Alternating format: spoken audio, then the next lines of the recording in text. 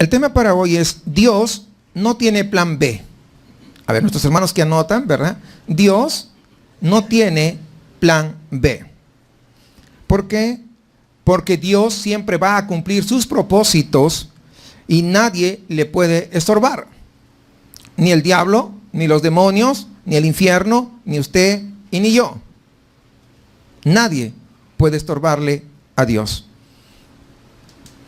¿Está claro eso? Nadie. Porque Él es inmutable, Él no cambia de parecer. Hoy vamos a ver otro personaje acá en Génesis, capítulo 25. Este personaje se llama Jacob. Es un personaje tal vez menos conocido que Abraham, pero es una persona un poco más compleja. Y es lo que vamos a estudiar. Y eso lo hace interesante de poder estudiar. Y al igual que su abuelo Abraham, Jacob tuvo que recorrer muchas cosas para poder madurar en su fe. Hay personas que pueden estar bastante tiempo en la iglesia, pero no necesariamente son maduras en su fe. Y eso lo vemos en el caso de Jacob. Y vamos a ver que el proceso que pasó Jacob no fue fácil. Al comienzo, francamente, era una persona poco agradable, y usted ya lo va a ver. Algunos de ustedes ya saben la historia, ¿no? Pero al final, aunque no era perfecto, pues había cambiado bastante.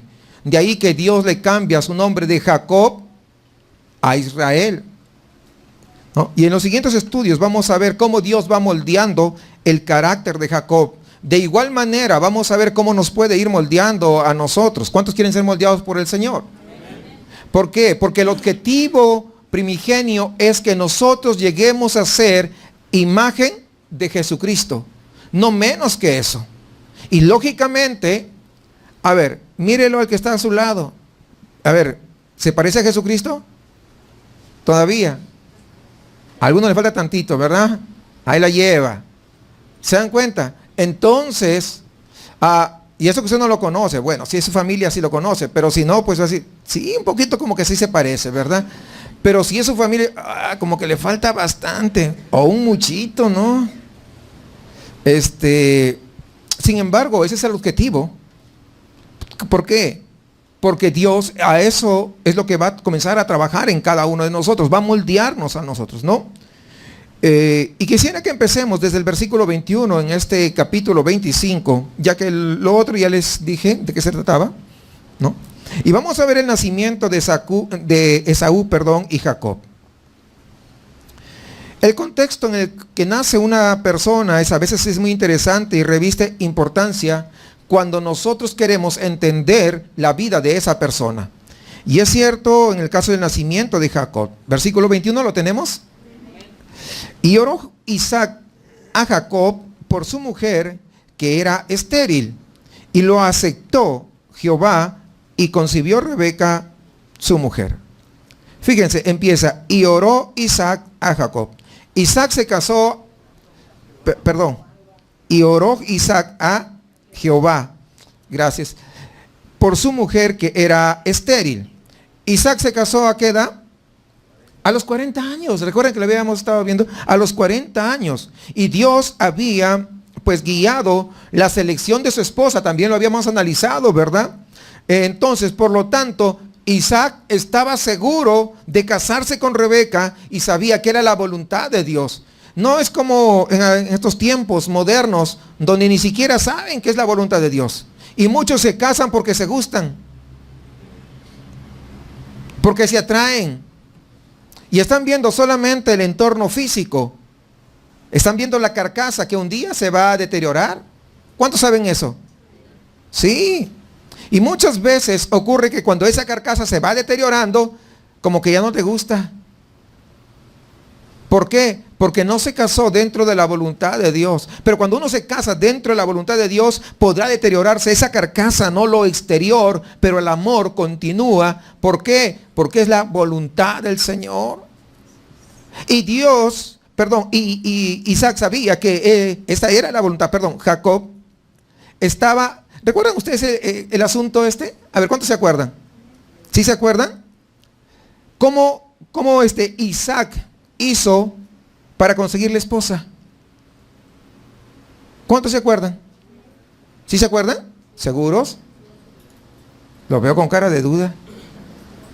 Si esto lo acabamos de ver la semana pasada. Ok. Fíjense, él estaba completamente seguro que era la voluntad del Señor.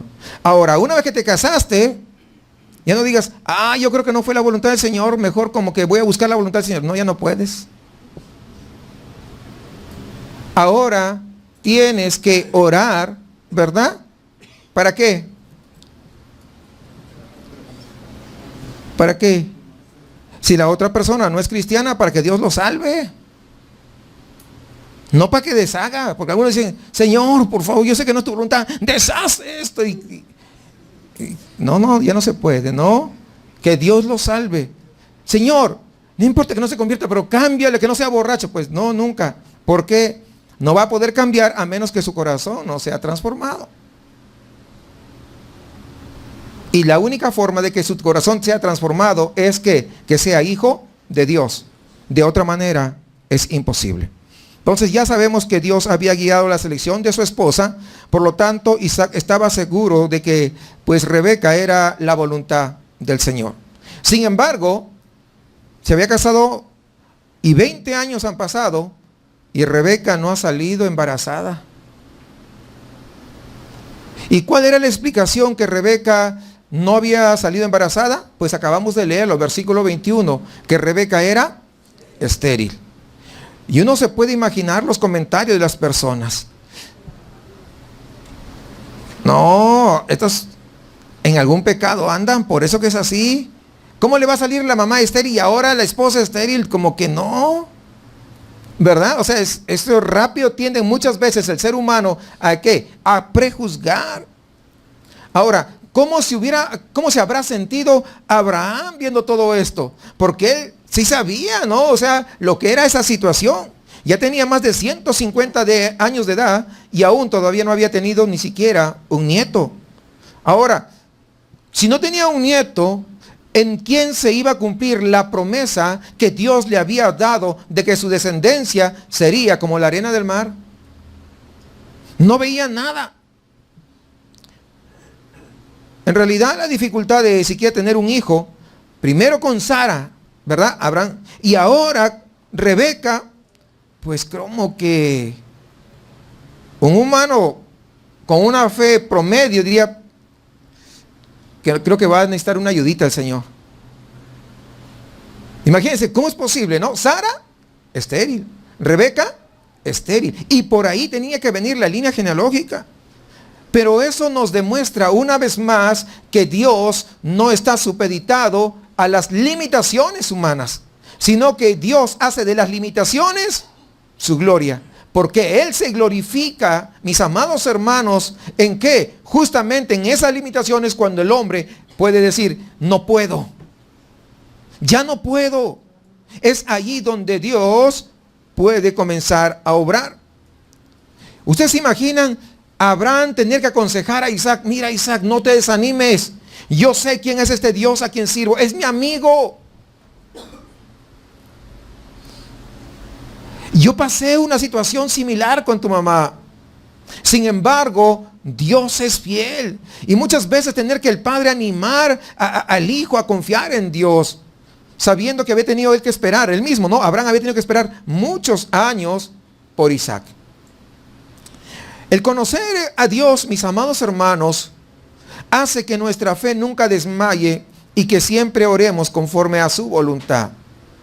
El asunto es de que una gran mayoría de personas que se dicen cristianas no conocen a Dios. Y como no conocen a Dios, no pueden orar de acuerdo a la voluntad de Dios. ¿Cómo es esto? Voy a ponerles un ejemplo. Si usted visita la casa de alguien que nunca lo ha visitado, ¿verdad? Como es mexicano, le voy a servir harto chile, ¿verdad? Y le prepara, ¿qué le gusta? Menudo. Bueno, y le pone ahí directamente al menudo chile. Y cuando va a probar, no, como que no me gusta. ¿Por qué? Porque solamente pensó que por el hecho de ser mexicano, todos los mexicanos tenían que comer chile. Y no es cierto que todos comen chile. ¿Es cierto o no? Muchas veces el ser humano conoce un atributo de Dios, aunque sea de nombre, y piensa que sobre eso va a obrar Dios. No. Nosotros tenemos que conocerlo con intimidad. Mientras más conozcamos a Dios, mejor centrados en su voluntad estaremos. Y nuestras oraciones, ¿saben qué? Serán respondidas. ¿Cuántos han tenido problemas en las oraciones que no han sido respondidas? Yo he tenido varias veces, mis oraciones no fueron respondidas. A ver, ¿usted no? A ver, levantemos la mano, seamos sinceros. Yo soy el primero, ¿no? Que levanto mi mano y digo, muchas veces mis oraciones no han sido respondidas. ¿Verdad que a veces, como Señor, como que algo pasó, ¿no? Bueno, déjenme decirles de que Dios sí respondió, pero no de acuerdo a lo que uno esperaba. Y el asunto es de que el hecho de no conocer a Dios, esperamos que Dios responda como nosotros queremos. Y cuando no responde como nosotros queremos, entonces ¿qué? Dios no me respondió. ¿Sí comprende eso? Pero porque la Biblia dice que Él nos va a responder nuestras oraciones, ¿sí o no? A ver, ¿sí o no, hermanos? ¿Sí? Ahora, si decimos que Dios no respondió, entonces Dios es mentiroso. Pero sabemos que no es mentiroso. Entonces, nuestra falta de comunión con Dios, nuestra falta de conocimiento de Dios, hace que nosotros pensemos que Dios no nos respondió. Y es lo que yo pensaba, en mi ignorancia. Pero la Biblia me dice de manera diferente. Fíjense que la Biblia dice, y oró Isaac a Moisés. Es decir, si la Biblia dice que Isaac oró a Jehová, ¿le creemos o no le creemos? Claro. Pero muchas veces y en muchas ocasiones nosotros creemos que oramos, pero no oramos. ¿Sí? La realidad de la vida cristiana muchas veces dista de lo que Dios desea de nosotros. ¿Cuántos saben que la Biblia dice orad sin cesar? ¿Todos lo sabemos? Ok. Mi pregunta es, ¿usted verdaderamente ora sin cesar? Es decir, ¿ora permanentemente? Esa es la pregunta. ¿Usted ora permanentemente? ¿Cómo es eso? Lo que nos dice aquí de orar sin cesar, Dios nos está indicando que Él desea que nosotros le tengamos presente a Dios en toda nuestra actividad que vamos a realizar.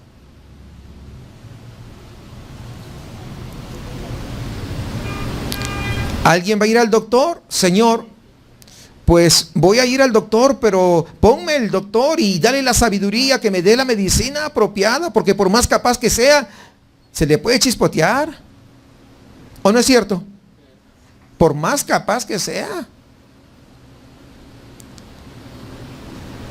Voy a contratar a alguien. No voy a contratar al que me recomendaron. Señor, haz que pueda encontrar esa persona apropiada para esta función.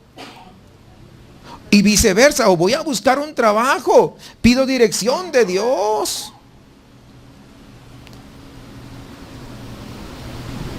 Pido dirección de Dios. Y ese es el asunto, que tenemos que orar cotidianamente para todas las cosas.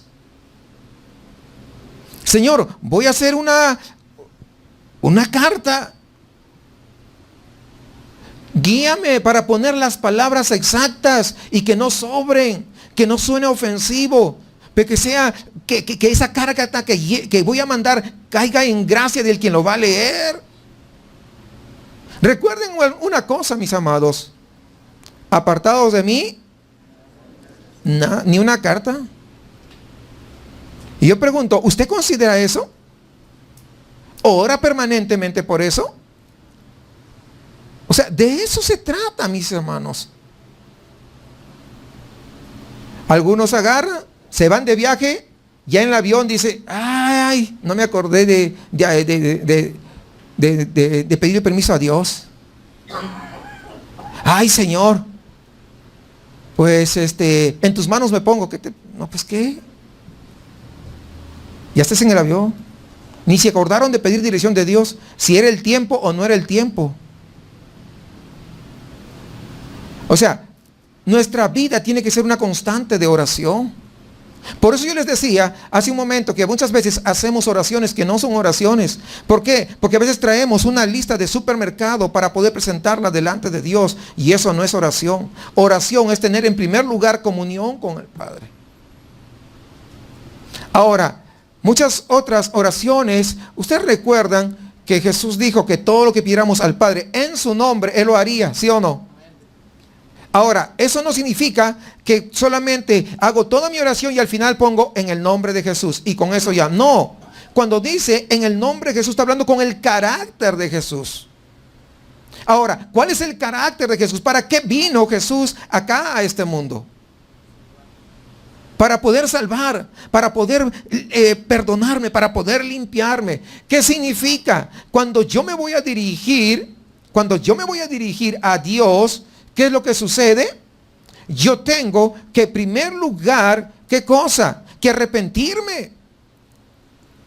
De tal manera que yo pueda estar presente delante de mi Padre Celestial.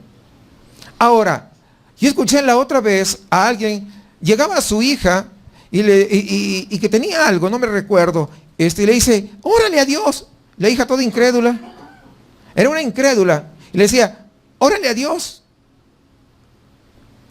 Pero la Biblia dice que la oración de los incrédulos es abominación. Ahí en Proverbios está. Y no solamente eso, cuando los discípulos le dicen al maestro, ¿ustedes recuerdan? Enséñanos a orar. ¿Cuántos recuerdan eso? ¿Y cómo comienza Jesús? Padre nuestro. Es decir, ¿quiénes pueden orar? Aquellos que son hijos. ¿Se da cuenta? Es decir, aquellos que no son hijos, no. Pero la única oración que puede hacer el incrédulo es para arrepentimiento. Otra oración no lo puede hacer, porque no va de acuerdo al estándar de Dios. Por eso que les digo, muchos han hecho oraciones que ni siquiera parecen oraciones. Y para que una oración se llame oración, tenemos que estar en la voluntad de Dios. Por eso que muchas oraciones ni siquiera son respondidas, porque no están dentro de la voluntad de Dios. Significa que no fueron oraciones.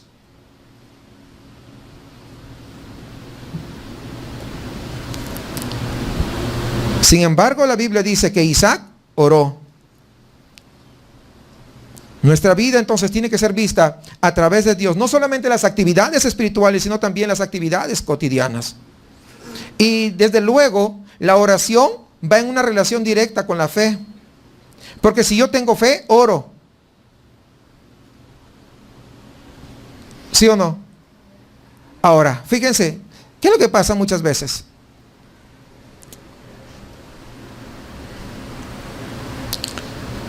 Señor, mira, tú conoces la vecina que está al lado y tú sabes todos los días. No, y el Señor dirá, pues yo no sé.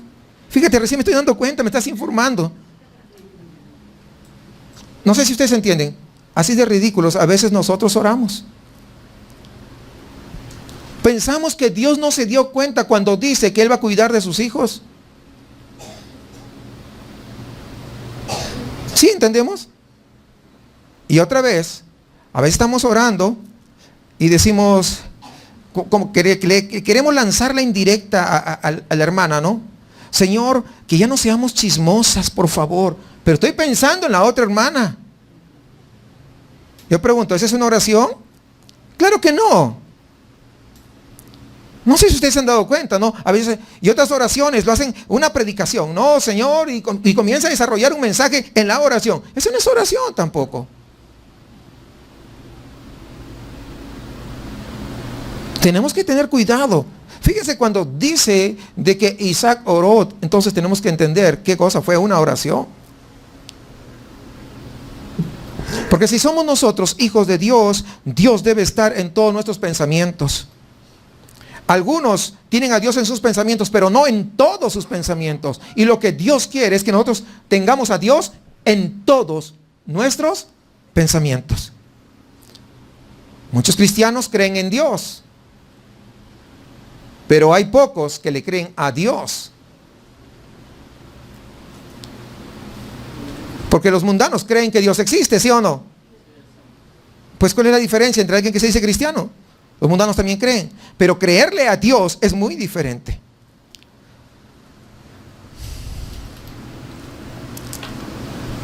Fíjense en Lucas capítulo 6, versículos 12 al 13 y luego regreso.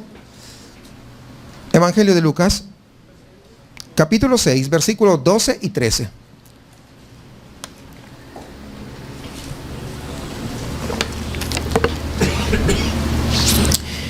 En aquellos días, él fue al monte a orar y pasó la noche orando a Dios.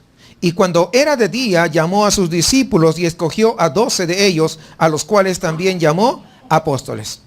Fíjense, estamos hablando del Hijo de Dios, orando, ¿para qué? Para escoger a sus discípulos. Es decir, ¿cuál es la enseñanza, mis amados hermanos? Que cada decisión que vayamos a tomar, previamente tenemos que orar. Orar. Si Jesús hizo eso, ¿cuánto más nosotros?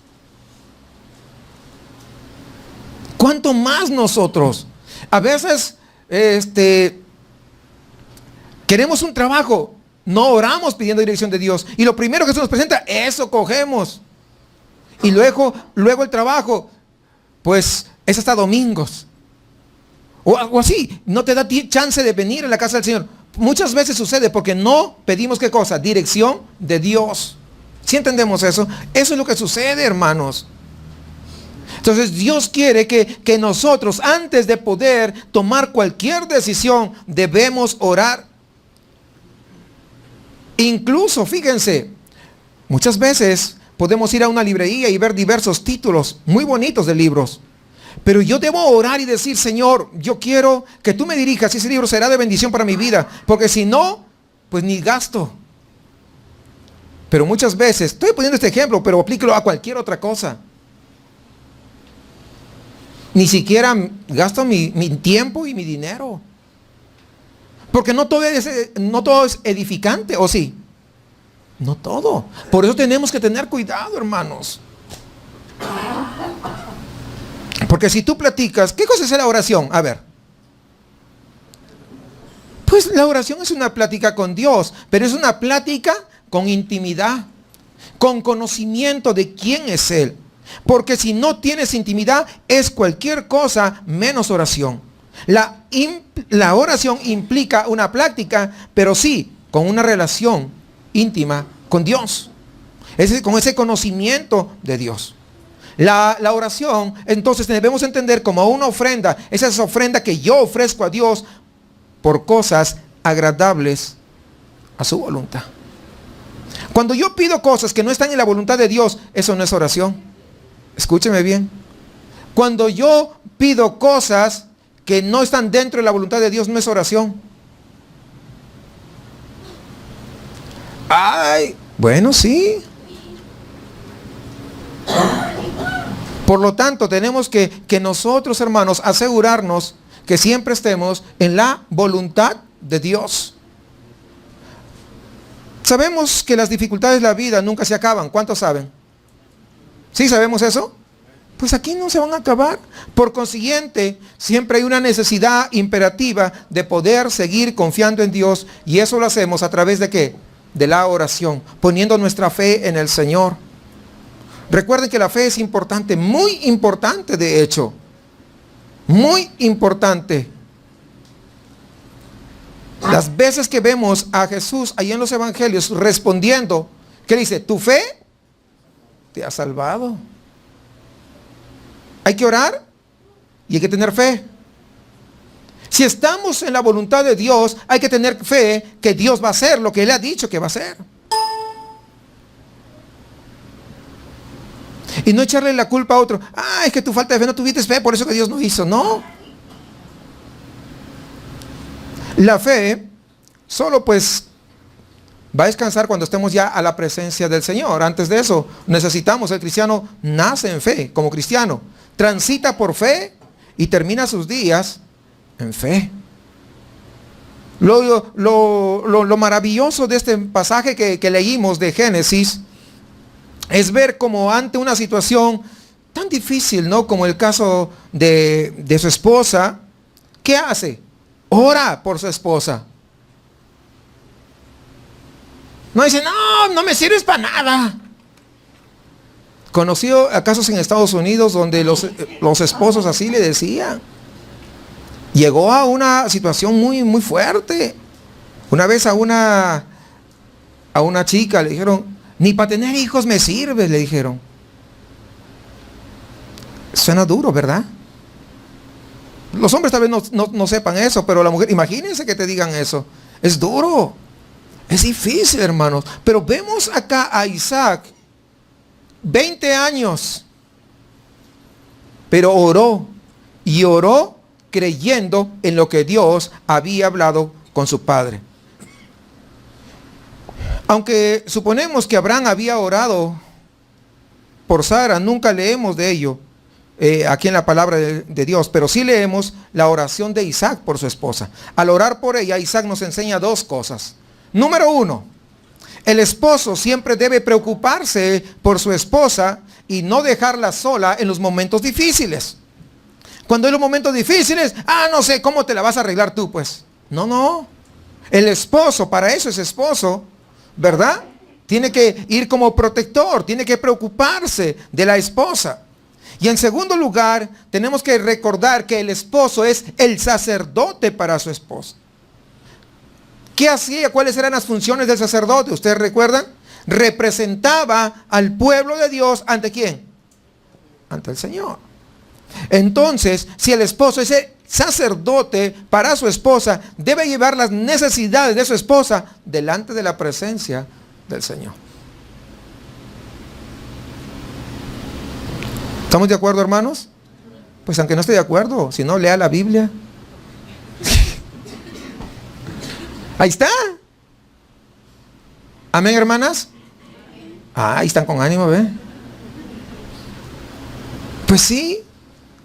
Y fíjense qué tremendo, ¿no? Lo que pasa como consecuencia de la oración de Isaac. Dice, lo aceptó Jehová y concibió Rebeca. Es decir que fue una oración agradable de acuerdo a ¿qué? A la voluntad de ¿quién?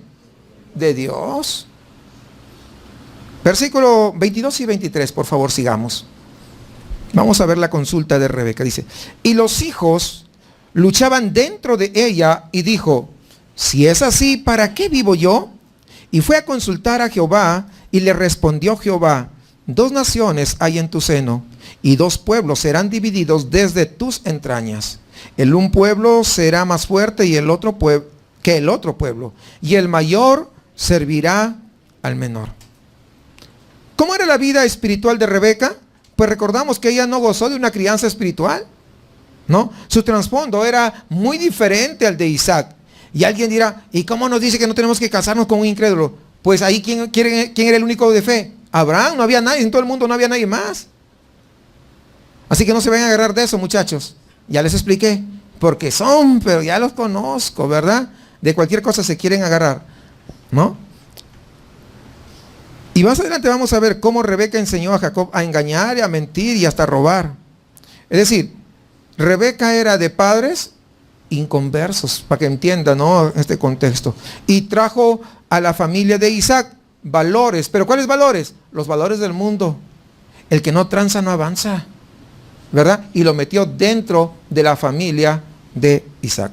Sin embargo, recuerden, Dios escuchó la oración de Isaac y pues Rebeca salió en estado. Pero eso no fue el fin de los problemas. Durante el embarazo, ella se dio cuenta, pues que dentro, ¿verdad? Así con uno nomás que, ay, mire cómo patea ahí. ¿Sí o no? Están ahí. Imagínense 2 pateando y peleándose allá adentro.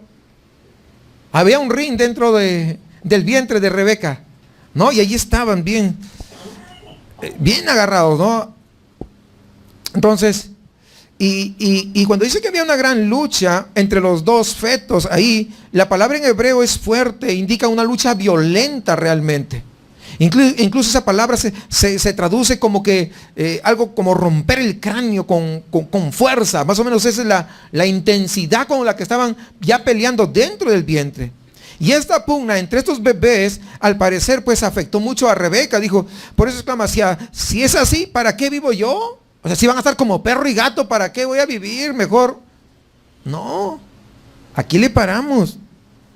Y es en esta situación que Rebeca acude a Dios. Y esto indica al menos que que había aprendido algo de Isaac.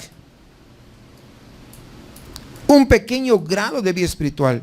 20 años con Isaac y con Abraham, pues no fueron en vano. Y Dios en su gracia le contesta personalmente con las palabras que leemos en el versículo 23. La respuesta de Dios le dio a entender a Rebeca cuál sería el futuro de sus dos hijos. Los dos hijos iban a ser ancestros de dos naciones. Dice, dos naciones hay en tu seno. Dos naciones. Los dos hijos iban a vivir peleando entre ellos y sus destinos iban a ser muy diferentes. Y dos pueblos, dice, serán divididos desde tus entrañas. El hijo menor sería el vencedor. Por eso dice, el mayor servirá al menor. Ella no lo sabía, pero el menor iba a ser ¿quién? Jacob. Y fíjense el momento del parto, cómo viene. Saben que el momento del parto es un momento emocionante para toda mujer, especialmente el primer parto, ¿no? Quieren ver a su bebé, ¿no? Hay sufrimiento y hay dolor, ¿verdad? Pero cuando dan a luz, ese sufrimiento y ese dolor se olvida. ¿Por qué? Porque lo compensa grandemente ese hijo que puede tener entre sus brazos. Y este parto fue pues muy dramático, mucho más que lo normal.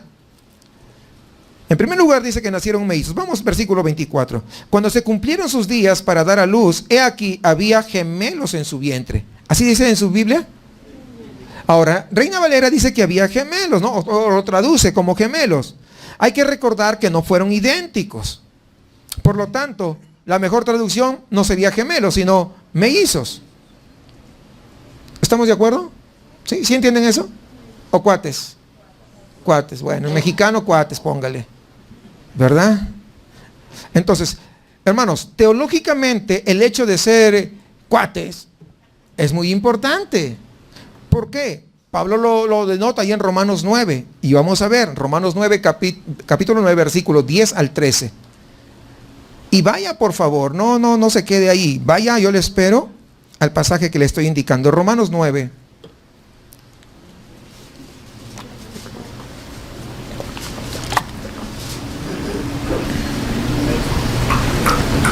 Y no solo esto, sino también cuando Rebeca concibió de uno, de Isaac nuestro padre, pues no habían aún nacido, ni habían hecho aún ni bien ni mal, para que el propósito de Dios, conforme a la elección, permaneciese, no por las obras, sino por el que llamó. Se le dijo, el mayor servirá al menor, como está escrito, a Jacob amé, mas a Esaú aborrecí. Fíjense, aquí algunos, cuando vemos que acá habla de elección,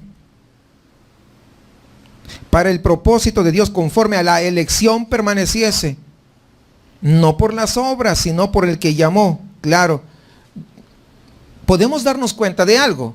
¿Quién fue el que eligió? Dios. Pero una cosa, escúchenme bien y atentos. Dios eligió. Pero ¿cuál fue la elección de Dios? De naciones, de separar naciones. Una nación diferente de la otra. Pero fue una elección para servicio, no para salvación. Porque en ninguna parte de ahí habla de salvación, sino de servicio. ¿Qué dice? Y el mayor servirá al menor. ¿De qué está hablando de servirá? ¿De qué? Pues de servicio.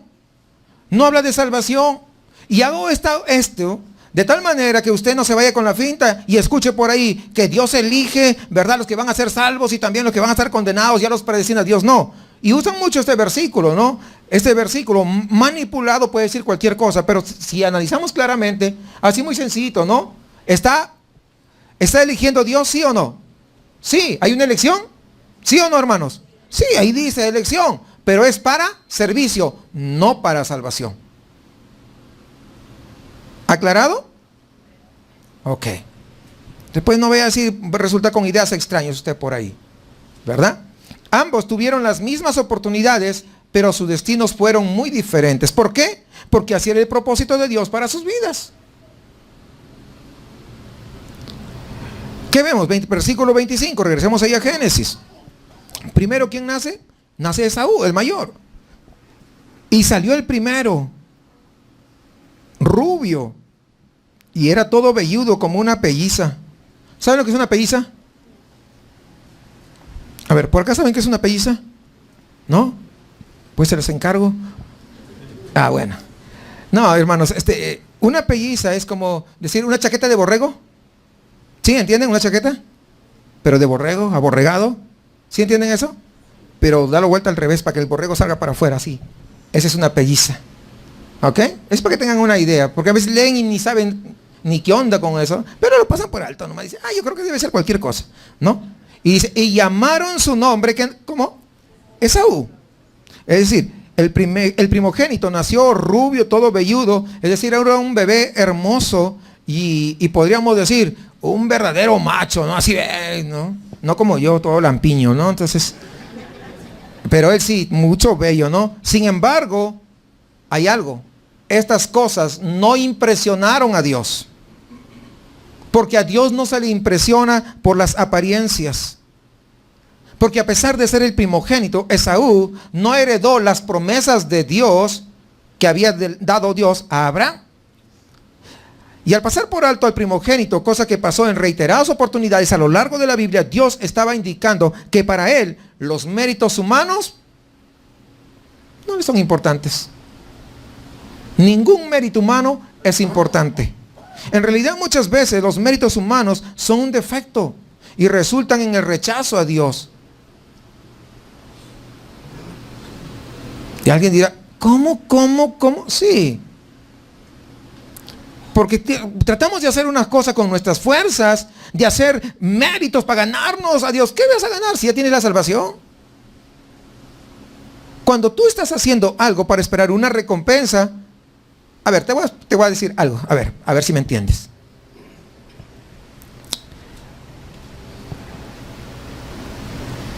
Cuando tú te arrepentiste, se pusiste tu fe en Jesucristo, el amor de Dios, vamos a suponer, hablando de tamaños, ¿no? El amor de Dios era desde el piso hasta acá. Estoy poniendo un ejemplo, ¿ok? Te arrepentiste y pusiste tu fe en Jesucristo, el amor de Dios es así. Cuando tú sigues caminando, te das un tropezón, el amor de Dios sigue igual. ¿Comprendes o no? ¿Has roto tu comunión con Dios? Probablemente, yo no sé. Pero el amor de Dios con que te sigue amando sigue así, igual. No ha disminuido. Muchas veces quieres hacer méritos para que Dios te ame más. Es imposible, porque Dios te ama con un amor que Él ya estableció. Y siempre el amor, estoy poniendo esto porque pues soy chaparro, ¿verdad? Pero el amor de Dios es que, pues sí, o sea, quiero que tú entiendas que cuando tú comienzas a caminar entendiendo cómo es el amor de Dios con el que te ama, a pesar de tus caídas, entonces tú vas a entender y poder acercarte con total confianza como tu Padre, porque muchas veces te acercas como un desconocido. Recuerda que la sangre de Cristo te perdona tus pecados pasados, presentes y aún pecados futuros. Por eso que el amor de Dios no mengua, tu amor permanece en el mismo nivel con que te empezó a amar. Por eso que por méritos humanos no vas a lograr que te ame más. Pero tenemos que hacer obras de amor, frutos dignos de arrepentimiento. No para buscar la gloria, no para buscar el merecimiento, sino porque Dios me ha hecho una nueva criatura. ¿Sí entendemos eso? Yo sé que a algunos pues como que les remueve el cerebro. ¿Por qué? Porque el ser humano no, yo te amo si tú me obedeces. Vamos a ir a su hijo. Pero si me dice, ya no, que ni me pidas nada, que no sé qué y que no sé cuánto. ¿Cierto? ¿Sí o no? ¿Sí o no, hermanos? Pues sí, siendo honestos, así es. Pero el amor de Dios permanece igual, hermanos. Qué tremendo. Cuando uno entiende eso, hermanos, lo único que hace es caer de rodillas y decirle, Señor, perdóname por no haber comprendido tu amor. Por no haber entendido la magnitud tan grande, por ese amor tan extraordinario que tú tienes por mí. Y que muchas veces incluso renegaba diciendo, se ha olvidado de mí. ¿Por qué no me responde? Porque no te había conocido. Y puedo caer en la cuenta que fui como Job, que dio oídas. Eso es. Se funden los fusibles cuando uno entiende que el amor de Dios no está altos y bajos. ¿O no es cierto? Digo, ¿no es cierto eso? Que cuando te caes, porque a veces nos hemos caído, hablando espiritualmente, pero el amor de Dios permanece en el mismo nivel. Entonces, tenemos que entender que Dios no nos va a amar más por méritos humanos. No te olvide eso. Por eso que aunque nació Esaú tan hermoso y todo el mundo dice, wow, mira, qué maravilla. Y Dios se tiene que fijar en este porque es el primogénito. Dios no se tiene que fijar en nadie. Él sabe cómo hace las cosas. Versículo 26, sigamos por favor. El segundo que nació. Después salió su hermano, trabada su mano al calcañar de Esaú, y fue llamado su nombre Jacob. Y era Isaac de edad de 60 años cuando ella los dio a luz.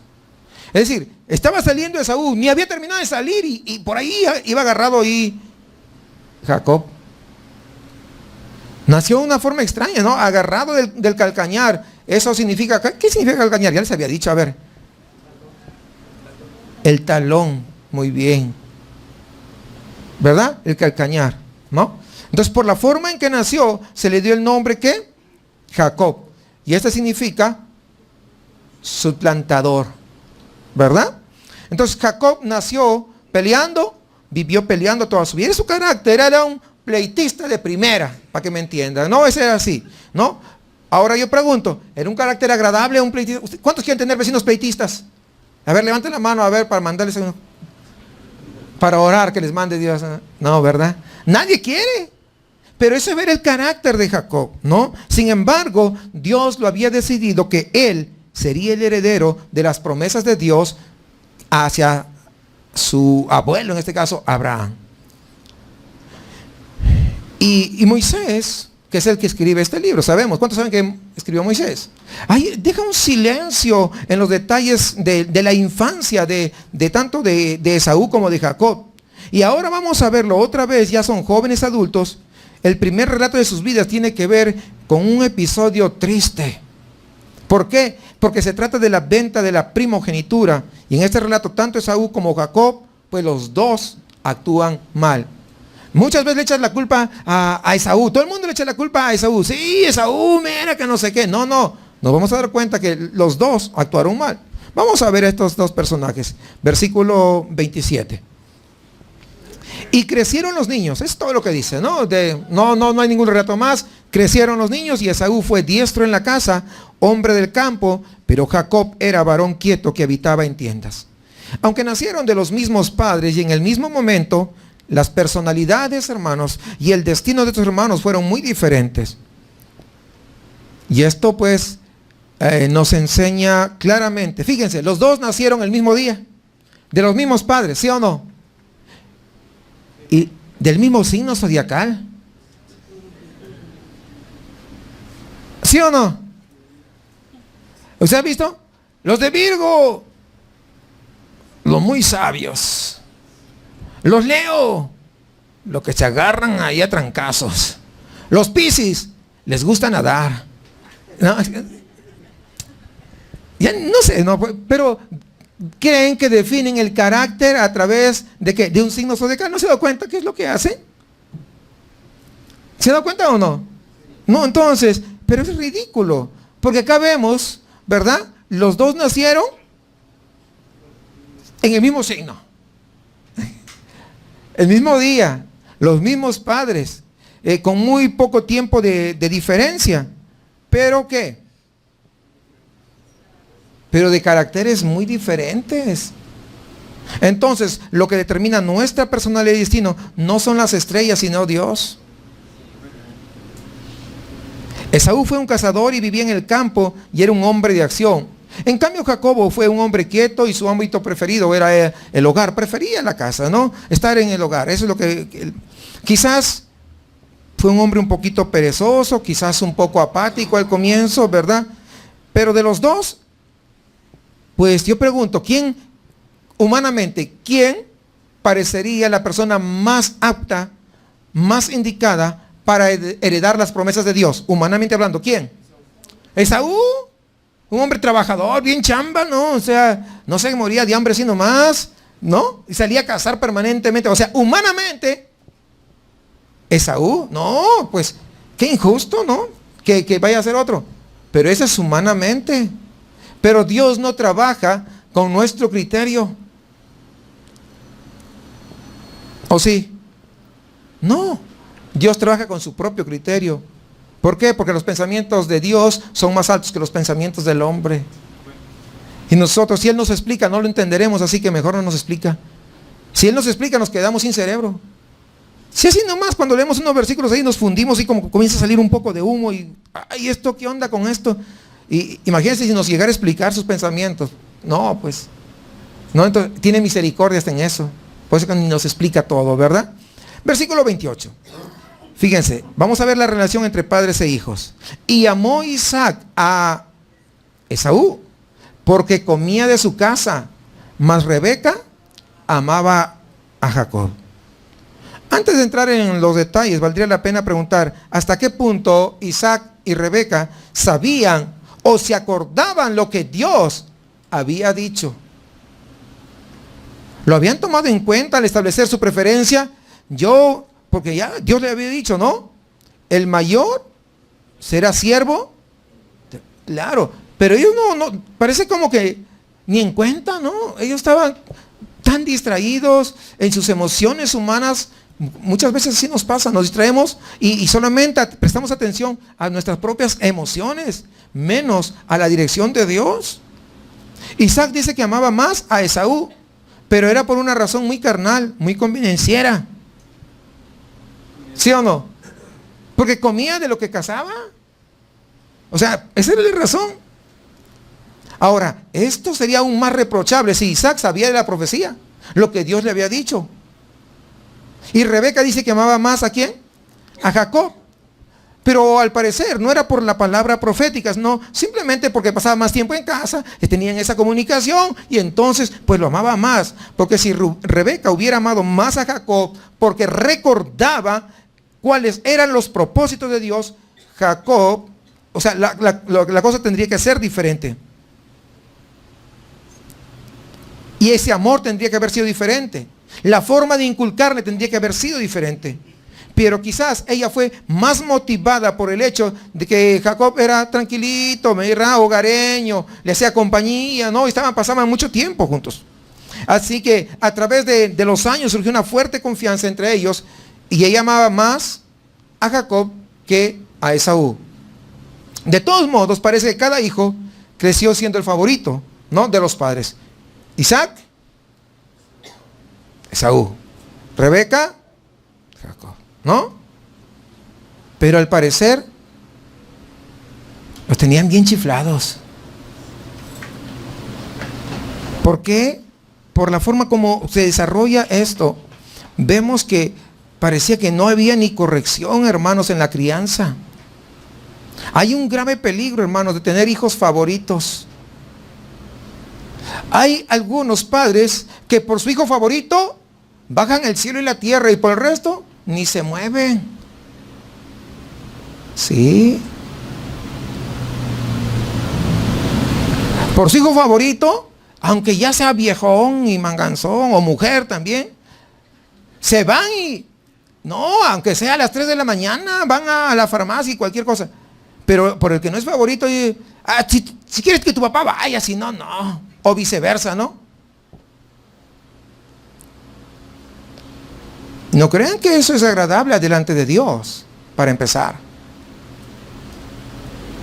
¿O creen que sí? Porque nuestra responsabilidad es con todos nuestros hijos. Y tiene que estar al mismo nivel. Entonces, es un grave peligro tener favoritos. Porque cuando nosotros damos nuestra inclinación a cierto favoritismo hacia uno o una, pues les hacemos muchísimo daño. ¿Por qué? Porque ya comienza a faltar la disciplina.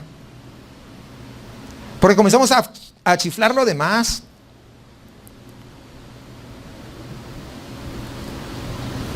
Pues qué silencio.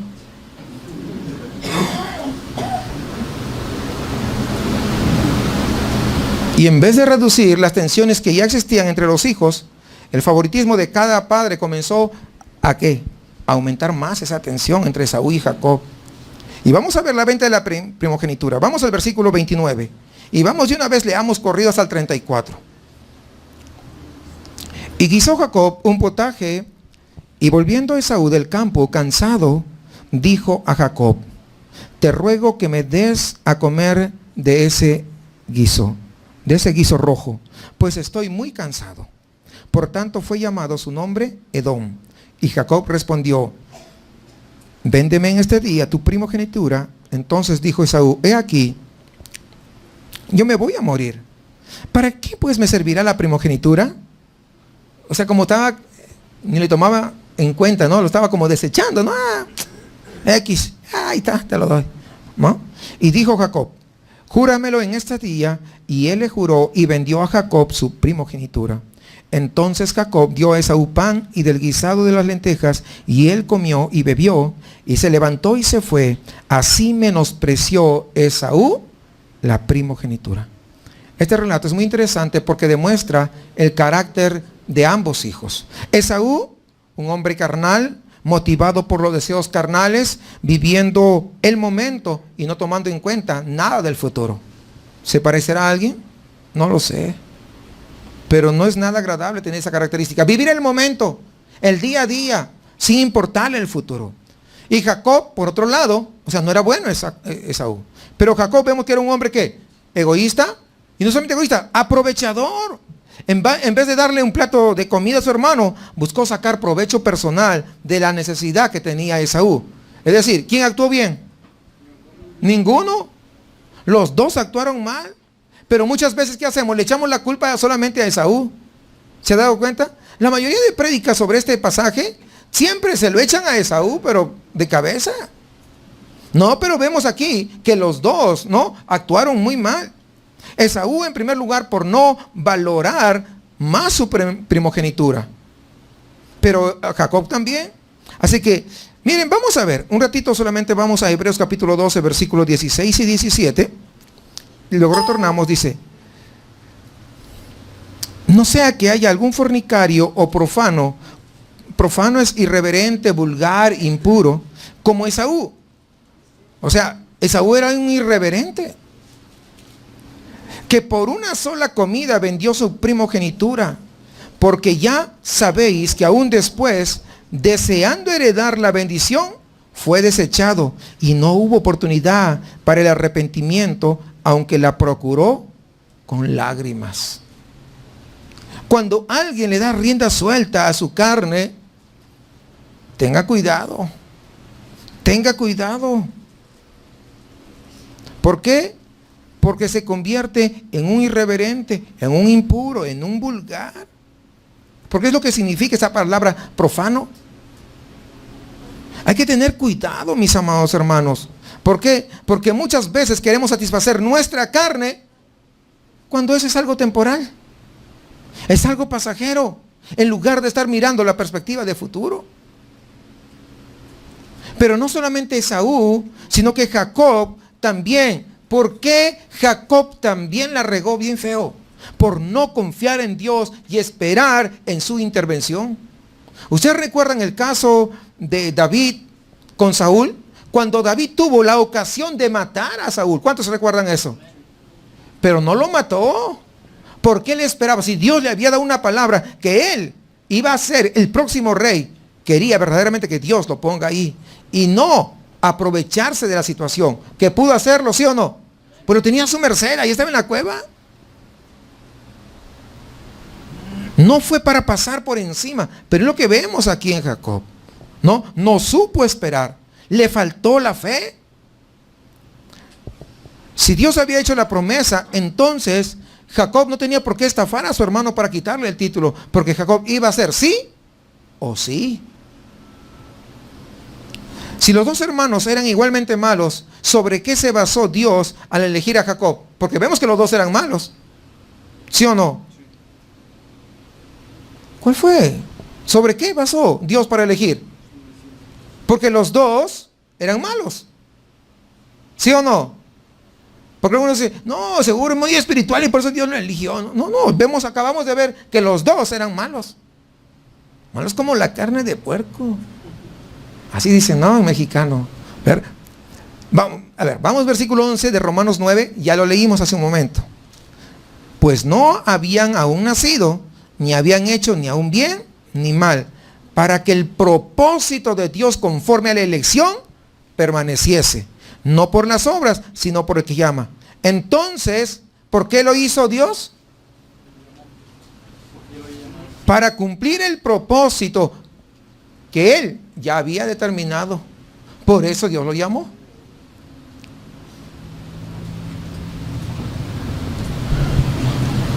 Dios hace como Él quiere, porque Él es soberano. ¿Cuántos entienden eso? Sí, Dios hace como Él quiere. Pero una cosa, no se olvide, Dios no va en contra de su palabra que ya tenemos escrita. Dios es soberano y puede hacer lo que quiera. Sí, pero nunca irá en contra de su palabra que ya tenemos escrita. ¿Hasta qué punto transmitió Isaac entonces vida espiritual a sus hijos? Quizás se contentó con pasarle los bienes materiales, etcétera, pero lo más importante, ¿qué cosa eran? Eran los valores espirituales de su padre Abraham. Y aquí vemos cuán importante, hermanos, es que los padres podamos transmitir a nuestros hijos, ¿qué cosa? Valores espirituales, mucho más que los bienes materiales. El propósito de Dios se va a cumplir. ¿Por qué? Porque Él no tiene plan B. Él desde antes de la fundación del mundo Él en su presciencia había dicho, yo escogeré a Jacob para que él esté por encima de Esaú. Pero lo escogió ¿para qué? Para servicio, no para salvación, como algunos lo dicen, para servicio. Escogió que 2 naciones, no personas individuales, 2 naciones.